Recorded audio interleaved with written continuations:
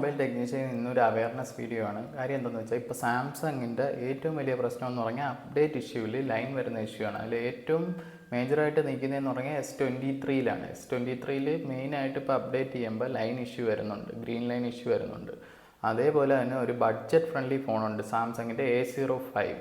അതിൻ്റെ അകത്ത് ഇതേ അപ്ഡേറ്റിൽ നമുക്ക് ടച്ച് ഇഷ്യൂ വരുന്നുണ്ട്, ലൈൻ ഇഷ്യൂ അല്ല. അതായത് അപ്ഡേറ്റ് കഴിഞ്ഞതിന് ശേഷം ഹലോ എന്ന് എഴുതി കാണിച്ച് സ്റ്റക്കായി നിൽക്കുകയാണ്.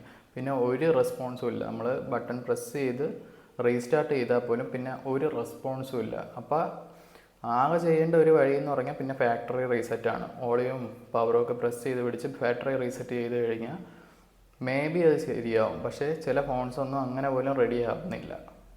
അപ്പോൾ ആകെ ചെയ്യേണ്ട കാര്യം എന്ന് പറഞ്ഞാൽ ഈ വരുന്ന അപ്ഡേറ്റ് ചെയ്യാതിരിക്കുക. ഇപ്പോൾ വന്നിരിക്കുന്ന അപ്ഡേറ്റ് മെയിൻലി ഇപ്പോൾ ലേറ്റസ്റ്റ് വന്നിരിക്കുന്ന അപ്ഡേറ്റ് ചെയ്യാതിരിക്കുക. ചെയ്ത് കഴിഞ്ഞാൽ ഡിസ്പ്ലേ പോക്കാണ്. പിന്നെ ഡിസ്പ്ലേ മാറാതെ വേറെ വഴിയില്ല. ഇപ്പോൾ സാംസങ്ങിൻ്റെ ഈ A05 ഉപയോഗിക്കുന്നവർക്ക് ഈ വീഡിയോ ഒന്ന് ഷെയർ ചെയ്ത് കൊടുക്കുക. അതിപ്പോൾ 10 to 15K ബഡ്ജറ്റ് വരുന്ന ഫോൺ ആണ്. അപ്പോൾ ഏറ്റവും കൂടുതൽ ഉപയോഗിക്കുന്ന മുതിർന്നവരായിരിക്കും. അപ്പോൾ അവർക്കിത് അറിയത്തില്ല. അപ്പോൾ ഈ വീഡിയോ കാണുന്നവരൊന്ന് ഷെയർ ചെയ്ത് കൊടുക്കുക. അതും അല്ലെങ്കിൽ ചിലവരുടെ ഫോൺ ഓട്ടോ അപ്ഡേറ്റ് കിടക്കുകയായിരിക്കും. അപ്പോൾ ഓൾറെഡി മിഡ് നൈറ്റിൽ അത് അപ്ഡേറ്റ് ആവുകയും രാവിലെ എഴുന്നേറ്റ് നോക്കുമ്പോൾ ആ ഫോണ് ടച്ച് ഹാങ് ആയിട്ടിരിക്കുകയും ചെയ്യും. പിന്നെ ഡിസ്പ്ലേ മാറാല്ലാതെ വേറെ ഒരു ഓപ്ഷനും ഇല്ല.